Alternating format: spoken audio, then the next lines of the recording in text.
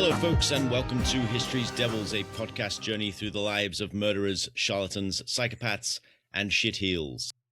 My name is James Crossland. I'm a professor of international history, and I'm not a fan of Nazis. Not a fan of people who try to befriend Nazis or cut deals with them, as a matter of fact. And yet, it's those types of folks that we are going to be discussing today, and I'm certain that my guest feels likewise to me on the subject. He is the author of 1945, The Reckoning, War, Empire, and the Struggle for the New World. He is also the host of the Scandalmongers podcast and tender of the Australian bar that features in that podcast, and indeed is behind us right now. He is Phil Craig. Phil, welcome to History's Devils. Thank you, James. I'm very glad you've clarified that you're not a Nazi. I think it's important that we state that for the record.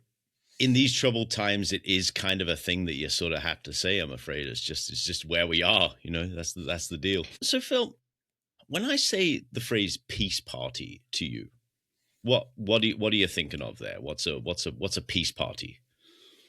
I'm thinking in terms of 1939, 1940, of the kind of loosely organized network of people, all of whom had supported Chamberlain, some of whom were out-and-out Nazi sympathizers, some of whom were much more sort of pragmatic. They sort of felt that Hitler was a big force in the world and needed to be accommodated. Some of them were motivated by anti-Semitism. Some of them were motivated by a fear of Bolshevism and the communists. There was no single agenda. It was a funny mix. And it's weird, though, because the sort of people we're going to talk about in this program, they are names that they have like 3-paragraph entries on Wikipedia. You know, they're on the margins of history, and they're kind of odd and eccentric, and some of them are corrupt, and some of them are just mad. And yet, had things turned out a little differently, some of these men could have been the ones in charge. They could have been remembered, I don't know, like Quisling or Pétain, or any number of people who kind of came out from the shadows to achieve levels of power in countries occupied by or allied to the Nazis. So it's easy to sort of dismiss them as being kind of like history's losers, but actually I suspect it was a closer run thing than most people realize. Yeah, and that is a truly terrifying prospect, as we'll get into. Some of these people are sketchy as all hell, to put it mildly. Others purely motivated by money and fame. We'll get into it, but just to sort of break that down a little bit. So you're right, the British Peace Party, as it's sometimes referred to, is this catch-all term for a loose-knit group of folks in the late 1930s and into the Second World War, as we'll find out, who try to reach an accord with Nazi Germany. And just by way of setting this up for listeners, this is kind of a precursor episode to what we're going to be doing next week, where we look at the culmination of this era of misguided peacemaking with the flight of Rudolf Hess to Scotland in 1941. What we're going to be focusing on today is what's happening from the period of the Munich Agreement, really, in 1938 through until the summer of 1940, broadly speaking. So let's just start with the origins of this peace party. Where's it come from? I think the first thing to say is that despite the myths that we cherish and love, and that are still quite useful to a certain extent, fascism was a hell of a lot more popular in 1930s Britain than we like to admit. The context is everything here, though. Fascism was this exciting, important new ideology. It was relatively untested. Seemed like it could repair the damage of the First World War. As discussed in our first episode of History's Devils on the British Fascisti, this actually led in the 1920s to a British fascist party being established in Britain, and it predates Oswald Mosley and his British Union of Fascists. This tolerance of fascism, pretty widespread, particularly in circles that we would today call, I guess, the upper middle class, to the elites of society. People who are looking at the Treaty of Versailles and saying that this is unduly harsh on Germany. Others, as you mentioned, the fear of communism is the really big driver. King George himself is absolutely mortified by the fate that befell the Romanovs, his royal cousins. And the idea that might happen in Britain is terrifying. And the Nazis seem like a bulwark against the Soviet Union, who, remember, by the 1930s, the crimes of the Soviets, they're known. The crimes of the Nazis are not yet to be fully revealed. So by comparison, I think that's really right and interesting. I think there's one more thing you haven't said, which is that there was a general lack of confidence in the old ways of doing things. Yeah. The feeling that this world of capitalism had given us the Great Depression, that the rivalries of the kind of 19th century had given us the Great War, horror upon horror. And there was a kind of sort of sense of cultural failure and a lack of confidence in many people. Many of them on the right, not all on the right. And the appeal of these men of action, Hitler, Mussolini, and also Stalin, was that they got things done. Yeah. They revolutionized their nations. They transformed their states, often from a poor to a rich or richer. You know, the way Stalin industrialized Russia. Yes, there were many people harmed along the way, and phrases involving eggs and the making of omelettes were often used. And I've been writing recently about Bose, the great Indian nationalist, who worshipped both Hitler and Stalin, primarily because I think he fancied himself as a man of action, the leader of a paramilitary society, who could get things done. And then there was the allure of the flags and the marches and the burning torches and the cult of personality. All of this felt fresh and exciting to people like, say, Oswald Mosley or Bose, who just felt that they wanted to make a difference in the world, and old ways just weren't working out for them.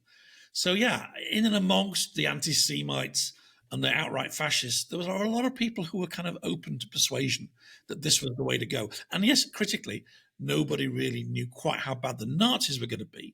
And if you read American commentary on all this, and I've read quite a lot, certainly in the late 30s, early 40s, most left-wing, progressive, New York Times reading, New Dealers, including people very close to Roosevelt, they would not say there was a great deal of moral difference between the British Empire and Nazi Germany, actually. Sounds really transgressive to say that now.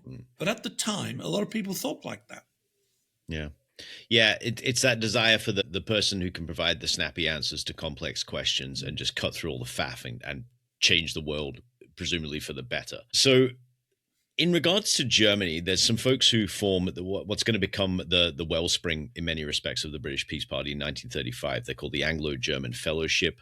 They top out at about 500 members. This is kind of like a gentleman's club extended, comprised of conservative MPs, industrialists. You've got the governor of the Bank of England in there, members of the landed classes, the lords, former soldiers, Lord Mount Temple, the Marquis of Clydesdale, former MI5 officer and vehement anti-communist Joseph Ball. He's a rotter. He was also a member. Most of these men are concerned with preserving the empire and or making money, and communism threatens both of these things. Friendship with Germany can preserve them. These are the moderates. And as Charles Spicer, whose book Coffee with Hitler sort of goes into this, some of these guys were so moderate that they were not disposed to the idea of working with the German resistance against Hitler. So it's not necessarily an Anglo-Nazi fellowship, it's an Anglo-German fellowship. Now, let's just talk briefly about the German resistance to Hitler and what that means. Phil, you've seen the film Valkyrie. Yes. Very fine film, actually, I think. It's a great film. It's a great film. And as Tom Cruise, given it a sulks as he does, very entertaining film. But it depicts he's playing Klaus von Stauffenberg in the July 1944 plot to blow up Hitler, which does not succeed. It presents the Widerstand, as they're sometimes called, the German opposition group of officers, for the most part, opposed to Hitler, in very glowing terms. And the thing about these guys is that they are not nearly as noble as films and some books portray them. They are people who, in many respects, want to keep Germany as strong as it was under Hitler. They just don't want a swastika involved. That's right. Their motives are not pure. And as we'll get into, they're also quite useless when it comes to actually getting things done, hence waiting till 1944 to do anything. But we'll get to them. The point is that they're there on the periphery, and they're people that some folks in the Anglo-German Fellowship are looking at. There are others, however, in the Fellowship who need to talk about, who are more disposed to Hitler than would be palatable. Like Lord Londonderry, for example, regarded by contemporaries as basically a pro-Nazi. He spends the late 1930s going to Germany, hanging out with von Ribbentrop, the Nazi foreign minister, and one of the thickest men in the Third Reich, incidentally. The German ambassador in London says that Lord Londonderry, I'm quoting here, was someone whom the German government can rely on for the right opinion.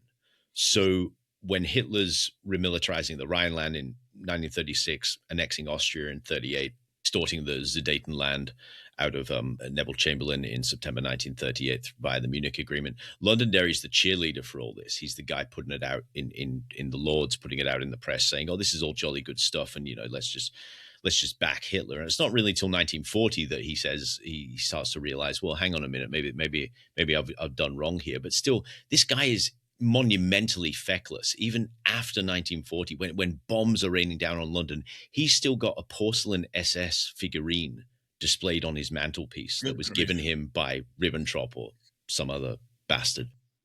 He's also incredibly anti-Semitic. Believes in Jewish conspiracy theories.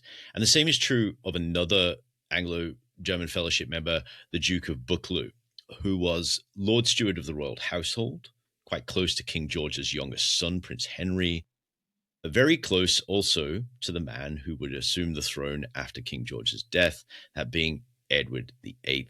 That's right. You've touched on it, but there was a long trail of aristocratic people or aristocratic adjacent people who made that trip to Munich and then later to Berlin, and the thrill of meeting Hitler. Various Mitfords, we don't all know about them. Mm-hmm. And of course, Wallis Simpson and Edward, they fell for the glamour of it and the flattery of it, and perhaps also the suggestion that if things work out in a certain way, perhaps he could become king after all, in a new, friendly Britain that was friendly to Germany. But you're right to say there are different levels within the German side, because I think the people who are really engaging in this kind of weird phony war, 39, yes, Poland has been conquered, but there's not been much actual combat between Britain and Germany yet. And there is a sense that there are Germans in high places who might get rid of Hitler, not because they want Germany to lose the war. What they want is this massive deal. And this idea becomes fixed, I think, in all the machinations and the meetings and the intrigues that are going to follow in 1940. The idea of free hand in Europe. We'll get rid of Hitler. We'll have the 1914 borders back. Thank you very much. We'll be allowed to deal with the Bolsheviks to our east at a time of our choosing. And Britain, you can continue to run the rest of the world with our help. And the British Empire will be secure. There's no need for this war. Don't forget, people, it was only 20-odd years after the First World War. A lot of people just couldn't face going through that grinding misery, economic and physical, and all the losses. It's quite an attractive idea, Yeah. We don't need to fight. We can get rid of Hitler for you. We'll do a deal. And I think a lot of the peace moves, they were probably naive, because when it came to it, Hitler was way more in charge than anybody realized. But that is a big part of it. And I think that's also a lot of the people who were on the sort of fringe of being outright Nazis could tell themselves, no, I'm not really. I don't all that business about prosecuting the Jews. Well, it's a bit rich for my blood, but we need to do a deal because we don't want another war. We're pragmatic men. That I think is kind of the way that I think Lord Halifax begins to think in those desperate months around the time of Dunkirk, when all of this genuinely does come to a point of, a soft peace was not that far away. I think we were closer to it than we like to remember later. I think that there was a sense of political and popular defeatism after the fall of France that everybody was very keen to forget. Within a few months. What's interesting about that context is, and you're right, that aspect of the First World War and the memory of that is really quite potent here, and the fact that the idea of countenancing another war is just unthinkable. But I do think there's also within, particularly the Anglo-German Fellowship, what always strikes me about these people, be it Buccleuch, there's another fellow worth mentioning, Lord Brockett, very similar to Buccleuch, who was the MP for Wavertree in Liverpool, very close to Chamberlain, big on appeasement. He's there at Hitler's 50th birthday. And he's there at Hitler's 50th birthday, which is April 1939. This is a few weeks after Hitler has reneged on the Munich Agreement and taken the rest of Czechoslovakia. And these guys still aren't getting the memo. They're still sort of going, you know what? Well, this is fine. Like, he's done a deal with our prime minister. He's completely shit on it. He's made the prime minister look like a mug. And now he's taken over territory that he claimed that he was not going to take over by means of the Munich Agreement. And I guess that's there's naivety there, but there's also something else. I'm sure you've read Chips Channon. His Yes. diaries, possibly one of the most revolting human beings to walk the planet, but a fascinating diarist. An insight into a kind of, the dark heart of all of this. And he's even in 1945 when the war's over, he's writing how, it was so tragic that the reckless adventurers, the Churchill men, came in, and the subtle, sophisticated Chamberlainites, the men of Munich, which he sees as a heroic moment, are swept aside, and all of this misery, and we're going to lose the empire, and all the Americans and the bankers, by which he means Jews, will take all of the greatness of Britain, and we'll just end up being America's satellite. And it could have been so different if we'd just gone another way. Yeah. And, these people are moving in high society right through the war. I know some of them end up in prison, but Channon doesn't. He's a backbencher throughout the war. And then there's grades of it. He was close to Butler. Butler was close to Halifax. Was Halifax like Channon? No, he wasn't. But they're all on a continuum. And if things had tilted, and I think in May, June, they might have tilted, 1940, a lot of them could have been in power. Yeah. Well, let's talk about Halifax. He's a really important figure here. He's kind of the locus for the peace initiatives that are going to happen into the 1939 and 1940. I'll put up a picture of him here for the benefit of those watching on YouTube. Austere old Etonian, freakishly tall, taciturn, devout Christian, landed gentry, solid standard issue elite. Former Viceroy of India. Former Viceroy of India, man of empire, not one for drama. This is the thing about Halifax. He's very measured. He's seen as sound, bluff old pragmatist, that sort of thing. And you get the sense of a man who basically wants to be left alone to hunt, and doesn't want any of this nonsense. And that nonsense includes Nazis. He is not a pro-Nazi, but he is someone who's looking at the situation and going, well, Jesus Christ, this is all a bit much. Can't we just get out of this? As I say, never pro-Nazi, but he does represent the continuum of the Anglo-German fellowship, which finally dissolves in September 1939, kicking and screaming, I might add. After Britain declares war on Germany, they finally go, you know what, maybe being friends with Germany isn't a good idea. Halifax's real sin, I guess, is that unlike other fellowship members and affiliates, many of whom did kind of throw themselves behind the war effort once push came to shove, he continues to persist in this idea, as I say, that a deal can be made, and Chamberlain is obviously right there with him. And it's in this context that he becomes the unofficial minister for peace feelers. I think one of his staffers calls him. And just to explain that term, because it's kind of opaque, peace feelers meaning these unofficial overtures made between Britain and Germany in this period to try and make peace. Often through the Italians. Yes, and that's the other thing, that they're always made through intermediaries, and they're always very woolly. Yes. They are feeling each other out, hence the term. This is not deals on paper. And some of the more conspiratorial books about this period tend to assume that they are bits of official paper, and I think that's a big, big problem. So this golden age of peace feelers, it lasts from really the invasion of Poland in 1939 through to the summer of 1940. And there were, broadly speaking, two types of initiatives that comprised this golden age. First was peace with Hitler, straight up, as you mentioned. Germany can do whatever the hell it likes in Europe, leave the British Empire alone. There's an extreme end of the wedge of this where some people, the likes of Brockett, for example, enjoy the idea of Britain actually becoming basically a satellite of the Reich, fly the swastika from Houses of Parliament. But they are a minority view. And the other one, more intriguing, is peace with someone other than Hitler. Yes. And this is born of the fact that, Chamberlain and Halifax, after Munich, they're burned. They're looking at it going, we can't trust this guy. To be fair to them, especially Chamberlain, they are rearming. A lot of the planes that would become rather valuable in the summer of 1940 are made in 1939. So they're not completely naive. No, but they're hedging their bets, aren't they? I mean, they ideally want out of war. They do realize war needs to be fought. The extent to which they realize that, I think, it's debated in certain books. But yeah, you're right. I mean, they do step to it. But I think what's important is that they understand, they've got the message that Hitler isn't a guy you can trust. There's that wonderful story, I think it's in Kershaw's biography, talks about how 1942, I think, Ribbentrop gives Hitler a big chest of all the agreements they'd signed as a present, and Hitler bursts into tears of laughter, and Ribbentrop's like, "Oh my God, have I upset the Fuhrer?" And he's like, "No, I'm laughing because we've broke every single one of these." And that's the kind of guy he is. Yeah. And that's what Halifax and Chamberlain understand. And the other twist on this is, well, if it's not Hitler, then who is it? And this is where the resistance, as mentioned, come in. They are a group of dissident German statesmen. I'll put up a picture of the two main guys here.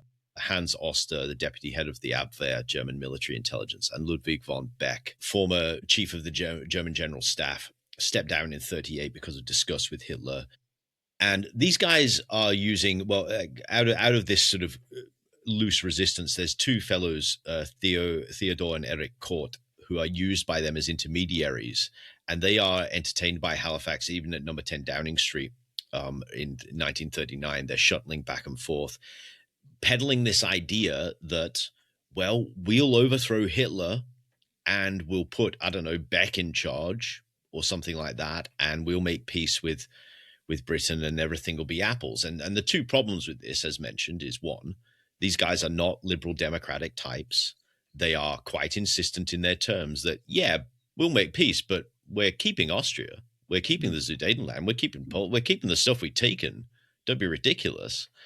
And they're also not particularly serious. You know, there was this thing called the Oster Conspiracy in 1938, a plan to assassinate Hitler and install, I think it was the grandson of Kaiser Wilhelm II on the throne. So yeah, again, bring the royals back. That'll sort things out. They're not progressive in it. They're like, you know, let's take it back to before the First World War, you know, shitted everything up. That's basically their view. And that plan never happened. And that was something that the likes of Halifax remembered. It's like these guys talk a big game, but really there's not a lot going on underneath the hood. There's a reason they wait until after the D-Day landings have been consolidated to go, we should probably do something about this Hitler guy. Like they're not what they seem. So Halifax doesn't really take them seriously, but what he does take more seriously is the idea of someone from within the ranks of the Nazis taking over from Hitler. And who could that possibly be? Who could be the friendly face of Nazism? Well, it's Hermann Goering. I'll put up a picture of him here, which is actually a painting, which I think is useful for showing how he would like to be seen. Reichsmarshal of the Luftwaffe. He is the Third Reich's fun-loving party boy, I think it's fair to say. He's got his estate of Cowan Hall in Brandenburg Forest. He's spending a lot of time there, shiny uniform, champagne, morphine, if rumors are to be believed. He is corrupt as hell. He is making money hand over fist. This guy, he's enjoying the Third Reich as it stands in 39 and 40. He doesn't want this. He doesn't want to do work. He don't want this war to escalate. I mean, one of the reasons why the Luftwaffe puts up a terrible performance in the Battle of Britain, actually, is that Goering spends months after the fall of Paris just looting art. Yeah. And that's like the focus, isn't it? They just want to get the best stuff out of France, put it in their lovely Bavarian mansions or wherever they are. Yeah. And they're not serious people. I mean, Goering is not. The Luftwaffe, for all of its reputation, which was outsized, actually is very badly led after the fall of France. Yeah. But sorry, go on. I was just going to say, it's interesting, though, that he has that attitude because he's an OG Nazi, like he's there from the start. But it speaks to, I guess, the mixed motivations of the Nazis. We like to think of them as some uniform bloc, but in reality, this is a guy who is grifting on the whole thing fundamentally. Not to say he doesn't believe in the ideology, he does, but the idea of some god-awful life and death apocalyptic war with the Soviets, with the stakes that are involved in that, he's looking around Karen Hall and going, you know what? I think I'm just going to crack open another bottle and crack on, you know, that I'd rather not deal with that. And that makes him attractive to the British because they know his personality is well known and his lack of appetite for the real guts of the war is well known. The problem is, of course, Goering is a coward. He's not a rebel. He's loyal to his Führer. He's not going to stick his neck out. He's not going to overthrow Hitler. So the idea of him launching some coup to take over the Nazi leadership and then shepherding a more moderate Reich is just ridiculous. But that becomes a kind of hinge upon which a lot of these peace feelers are sitting. All of this kind of comes to a head with an event that even now I don't think we understand the impact of, and that's the fall of France. Because that was such a profound shock to the whole world. Remember, the French had fought for 4 years in the Great War, incurred huge losses. They'd massively invested. They had a more modern and a bigger army than the Germans. They had the Maginot Line. They had so much going for them, and yet within 4 weeks they collapse. Now that is stunning. That is that the game has changed. The board's been thrown off the table in all the European capitals, but also beyond. In Australia, in Canada, in Washington, people are going, something massive is happening. And maybe Britain will be next, either by conquest or by a peace deal. The shock waves of the fall of France are extraordinary, and as are, in fact, the very quick reaction of the French elite to make a deal with Hitler, including famous figures from the First World War like Pétain. And so there is a model there for what could happen in Britain. And I think one of Churchill's biggest problems when he comes into power, in the middle of all this crisis, is that there is such an overwhelming momentum behind the Nazis at this time. Everybody's assuming that they're some kind of invincible supermen. Then, although, real military professionals looking at the German Navy say, well, they're never going to invade us.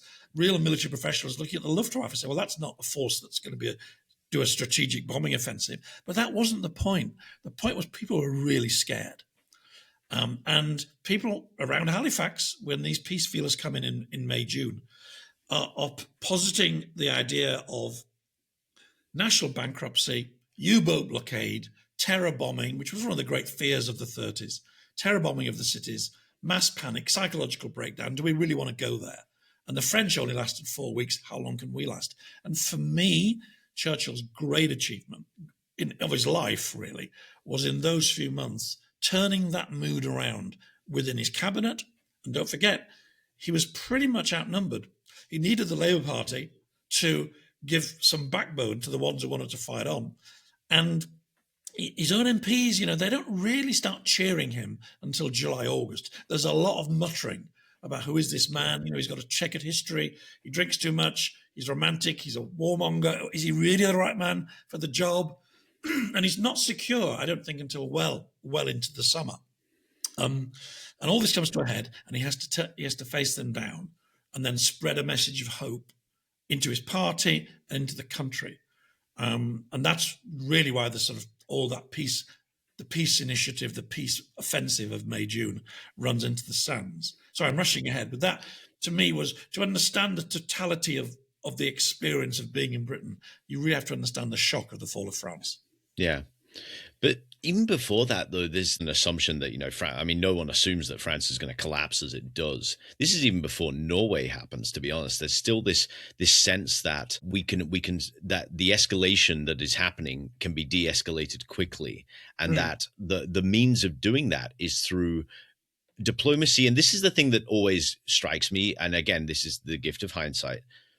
But even after everything that's happened with the betrayal of Munich and the invasion of Poland, the deal with the Soviets, all this stuff, there's still people who are looking at Hitler and saying, this is a reasonable guy and we can deal with him in a reasonable way. And part of the reason, I think, is that Goering is the front for this. So just to explain where Hitler sits in all this, Hitler, obviously, he famously in Mein Kampf warns about Germany waging a war on two fronts. He also famously talks about how his golden objective is to attack the Soviet Union. He does not want Britain on his western flank. He also, there's the racial thing of Anglo-Saxon brothers across the channel, all that shit. And the admiration he has for the British Empire. So you combine all these things together. He obviously would rather not fight Britain. But at the same time, I do think we can over-egg that pudding a little bit. He's a pragmatist. He just wants Britain out of the way. But he's prepared to let Goering try and do it by peaceable means. And this is what leads into a series of pretty sketchy characters who are recruited to try to change the course of history, basically. And the first is a man called Birger Delaus, I think that's how you pronounce it, a Swedish businessman used by Hitler and Goering in 39 through to 40.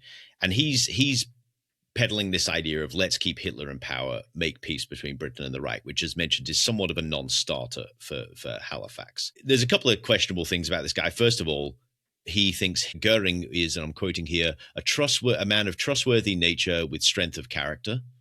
So He's an idiot.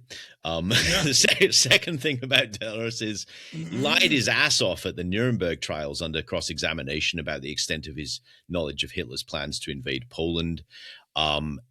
He was cross-examined by David Maxwell Fyfe at Nuremberg. He made a really good job of showing that Delors was this diplomatic lightweight, basically recruited because he's Goering's friend.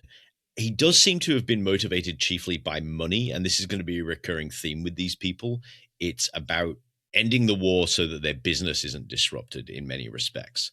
And this perhaps explains why, after months of being rejected by Halifax, who's saying, we can't do a deal with Hitler in charge, Delors just goes rogue and starts promising Halifax that Goering is poised to overthrow Hitler. And don't worry, he's going to do it. And that's complete nonsense. How is he communicating all of this to Halifax? He's moving back and forth. Italian, slightly shadowy network, isn't it, most of the time? Well, he's going through Italy. Sometimes he's going direct to Britain, though, because he's a Swedish businessman. He's a private individual. Right.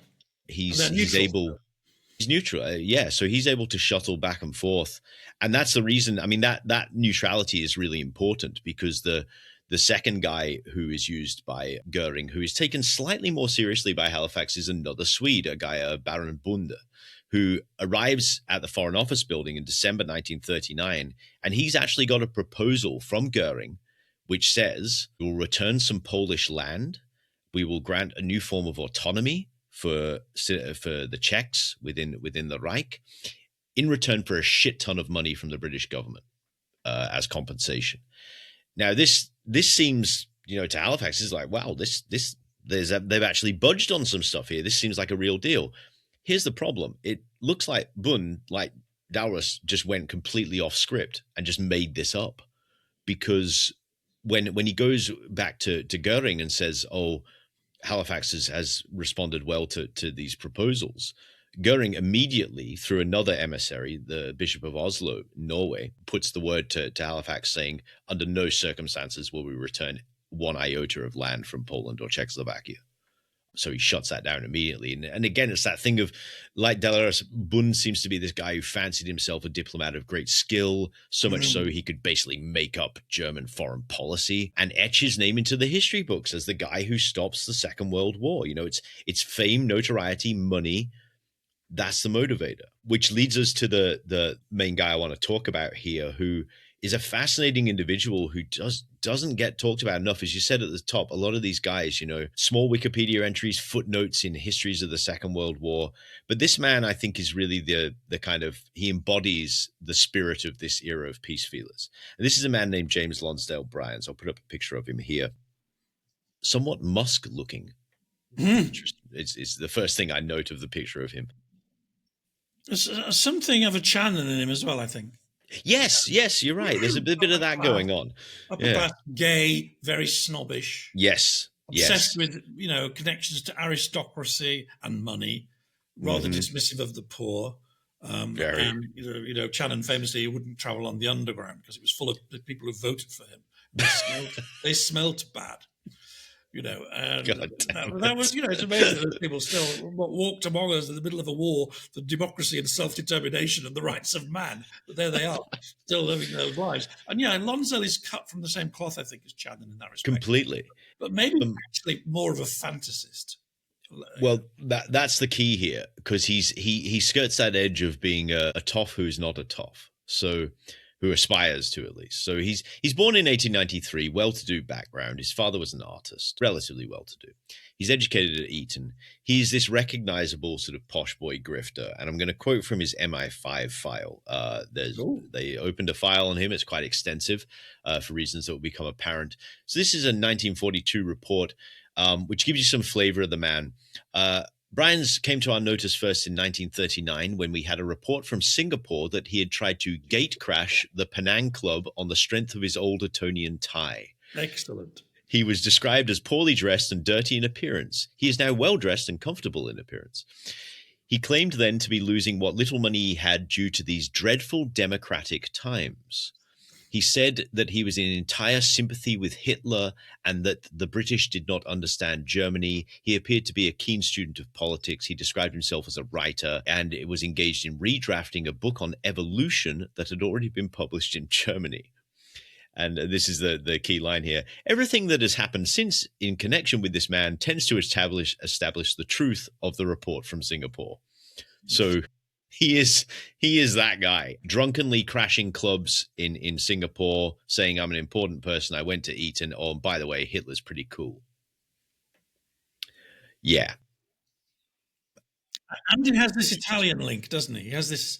Yes. So much of this flows through the equally shady people around Mussolini. Well, it's in Rome where that's the main channel through which he really starts his peace feeler initiative. So in September 1939, Bryans is tasked by an old friend, Nazi sympathizer Lord Brockett, with making peace with Hitler.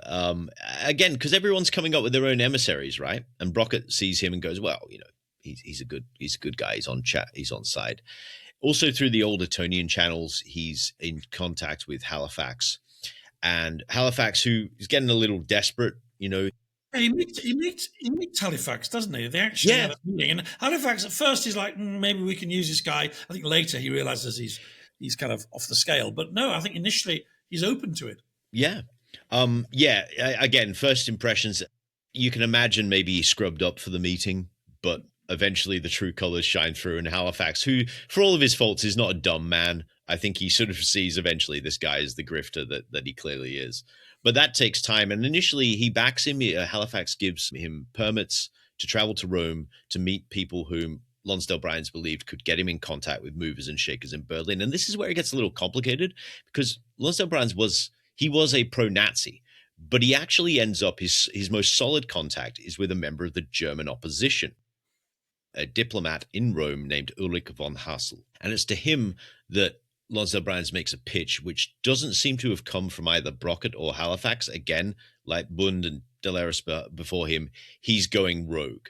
And the idea is there will be an uprising against Hitler, with Goering taking Hitler's place, at the end of which will be a negotiated peace with Britain. MI5's subsequent interrogation of Lonsdale-Bryans, which I think was done in 1945, explains his thinking. I'll quote again from the report.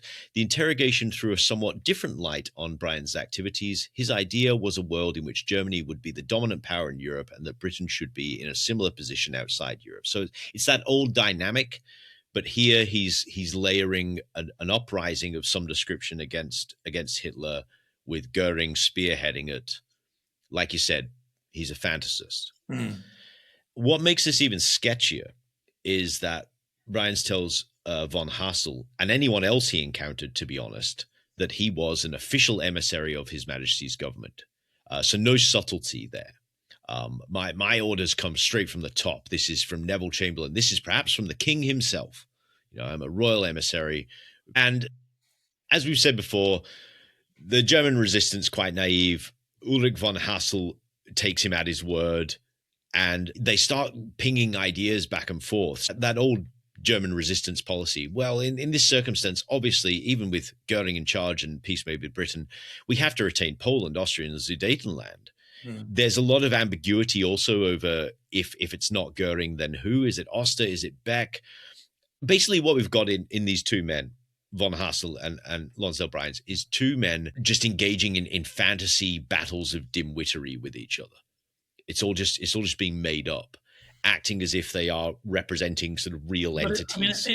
If he had some kind of nod and a wink from Halifax that this mission can go ahead, and no, he's exaggerating it and talking about the king and all this, he was at least semi-attached to the British Foreign Secretary. I don't know whether his interlocutor on the German side was even quarter detached to the Germans, but they're not operating in a total vacuum, are they? I mean, these are some of the ideas that, if push came to shove, as it does the next spring, maybe could form a peace. I think initially they are working on legit lines, but as you alluded to, he does meet with Halifax, and it's in February 1940. Brockett sets up a meeting with them. And Halifax, takes the read of this guy and just goes, this man is a chancer. He's a crook. And what really tips him off to this is the fact that he always wants money, doesn't he? Yeah, like the first thing he says is, "Oh yeah, I've been talking to this guy Ulrich von Hassel. Give me money. Give me lots of money. I'll go back to Rome and I'll sort this out. Just give me money." And this kind of leads to the sort of tragicomic aspect of this, where Halifax, who he's an appeaser, he's desperate for peace, right? He says, no, we can't have anything to do with this guy. And his undersecretary, Alexander Cadogan, who is an anti-appeaser, he also completely shits on him. His diaries are wonderful for sort of candid reflections. And he describes Lonsdale-Bryans as an idiot and something of a crook. But still, he's very sharp, Cadogan.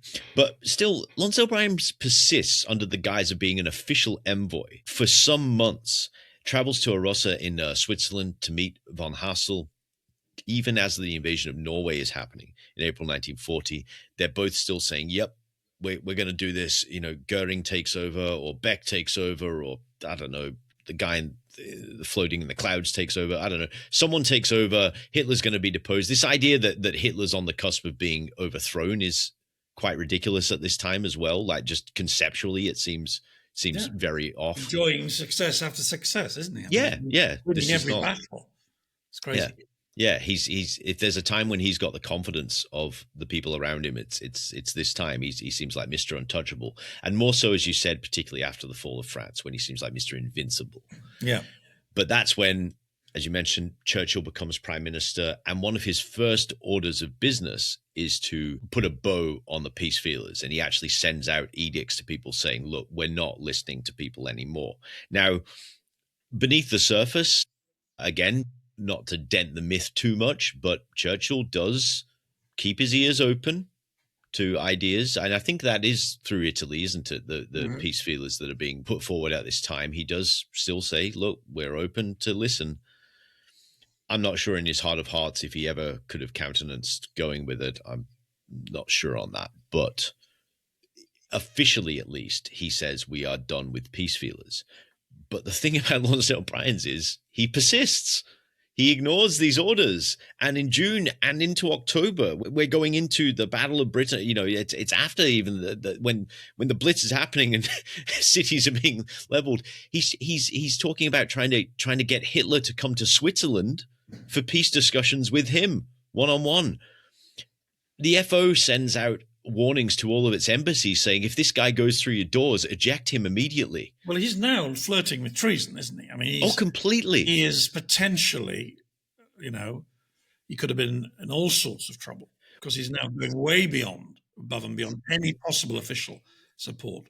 After he's been bouncing around Europe for a good couple of months, in February 1941, he does return to Britain, and there is this discussion about do we throw this guy in the slammer on charges of treason. But I think to kind of protect, I assume it's to protect the we are all united and we will never surrender thing, that they don't do anything against him. They don't want this becoming public, that there's this guy running around. Churchill handles all this because there is a clampdown. A lot of people, including conservatives, are thrown into prison within days of Churchill becoming prime minister. People who have been involved with the British Union of Fascists are all locked up. Others are warned off. Plans are made to get the Duke of Windsor as far away as possible, put him in a Caribbean island where he can't make any trouble. Halifax is sent to Washington. It's all quite...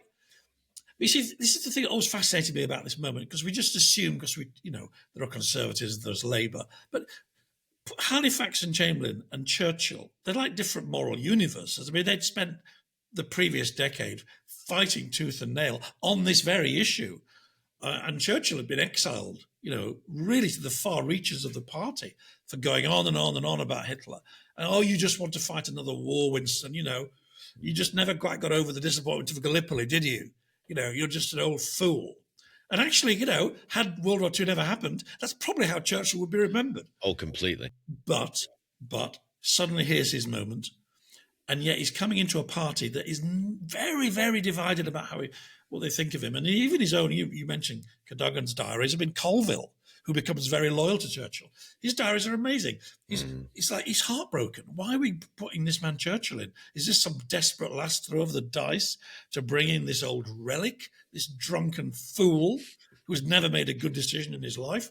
The Tories were out to the throats. And I do think Labour doesn't get enough praise.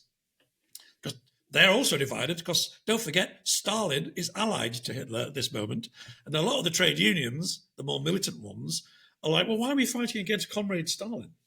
So Labour actually are very brave, I think, going into coalition with him. And it's people like Attlee and Greenwood that keep the show on the road, I think, to a certain extent in those days. Very much so. So political life in Britain is very, very febrile at this moment, much more than is later remembered. And all of these things that you talk about, all these peace feelers and these dodgy chances and these funny characters sending in these implausible ideas, it's playing out in a situation of near panic. And actually, that's why some of them could potentially have been players and maybe ended up in power. Who knows? Well, Lonsdale-Bryans is not one of them, because he completely, more so than any of them, he really blots his copybook. As late as 43, he's still in the pay of Lord Brockett, trying to get more money out of the FO, saying, "Oh, I can still help. I can still help. Let me out there." He even tries to speak to Dwight D. Eisenhower in 1944 about peace. You know, there's no need to land troops in Normandy. I can sort this out. I'm the diplomat par excellence. And MI5 started collating a file on him. I think it's in 41, where they say that basically he is a danger to national security, and they conclude that there is no doubt that Bryans, without any authority from Lord Halifax or any other person, endeavored to get Germany to contact inter alia Ribbentrop and, if possible, Hitler himself.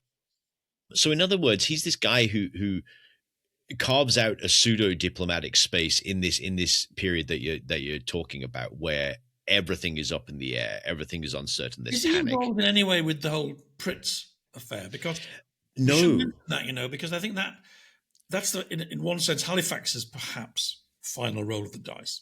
Well, you elaborate on that. The Pritz affair. There is okay. So there's the War Cabinet. They have their famous arguments. Churchill clamps down hard. Halifax is put in his place. No, you can't negotiate when your head is in the mouth of the tiger. But they really have quite an argument. Halifax is put in his place. We're not going to make peace. We're going to fight. But in June, one of Halifax's chief kind of bagmen, Brad Butler, meets with this Swedish diplomat, Sweden again, and messages go back to Germany to say there's still a way here. There are people who are of more pragmatic mind, more practical and positive approach to the future than Churchill. And we, through British intelligence sources, pick up on this. Churchill is told about it. He absolutely explodes. He writes a series of very angry letters to everybody in government and the parties to say, we're not having these conversations anymore, guys. It's said that Rab Butler, who was possibly going to be a future leader of the Tory party, could never be after that because, he clearly went above and beyond. Did he do it on Halifax's say-so? It's still mysterious. Nobody quite knows. This whole subject attracted chancers and rogues at the time, and it's also attracted some slightly eccentric writers. I'm sure you've read Costello's book, 10 Days That Saved the West, which is fascinating, but also a little bit mad. Poor John died many years ago. He was an amazing researcher, but also, I think, prone to conspiracy theories. However, he writes about this was Halifax's last throw of the dice. He was using Butler to try and make peace. I don't believe that. I always felt it was Butler doing. I thought it was Butler getting into the spirit of things and going rogue. That was always my take on it. This thing doesn't end; it dribbles on. There are still people who think, well, what? Why do we need to keep fighting? Surely there are people a reasonable temperament we can do a deal with. Yeah. Turns out there weren't. Just to wrap up in terms of the tale of Lonsdale-Bryans, what happens to him? This persistence in amateur diplomacy goes on until the end of the war. To get a further payday, he tries to publish an account of what he did called Blind Victory, which eventually comes out in 1951. But that's after the FO get very nervous. And there's a lot of correspondence in the MI5 file saying, this guy is going to say some mad stuff, which he does. But to be honest, no one's really listening at that point. And I think part of it is he's publishing this at a time when it's, we stood alone. Churchill myth is being constructed. And so he kind of gets his account of things gets drowned out. He dies at the age of 87 in 1981, having never got the payday he wanted. But the point is that he is this guy who is able to create the career, for want of a better term, that he does because of this environment. And because of that uncertainty that you just alluded to about whether or not these people on both sides of the channel, whether or not these people who are saying, yeah, we want peace, yes, we're organized, whether or not they're legit. And as we'll get to next week, the rumors, the whispers about peace parties and their existence and whether or not they survived the Churchill coming to power, that's something that leads ultimately to another fantasist and a man of personal interest to myself, Rudolf Hess, taking a literal flight from reality, which etches his own name into the history.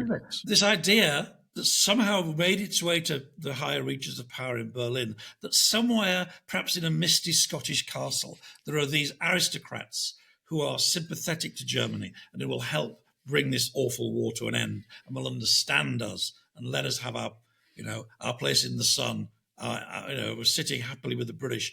There were fantasists on all sides, and that's why I think it's so interesting, to highlight this chap. Yes, in a way, he's one of history's losers, a peripheral figure, but seeing his story opens up a window into what was actually a very turbulent and very febrile moment where things could have gone very differently. That's why it's so interesting to talk about him. Yeah, no, it's sit here all day talking about it. But as I say, we'll leave the next phase of things to the next episode, looking at Rudolf Hess and his flight for peace in May of 1941. And also listen to Scandalmongers, Damn Good podcast. Well, you've been on it, so you know. Yeah. Thank you so much. And fare thee well.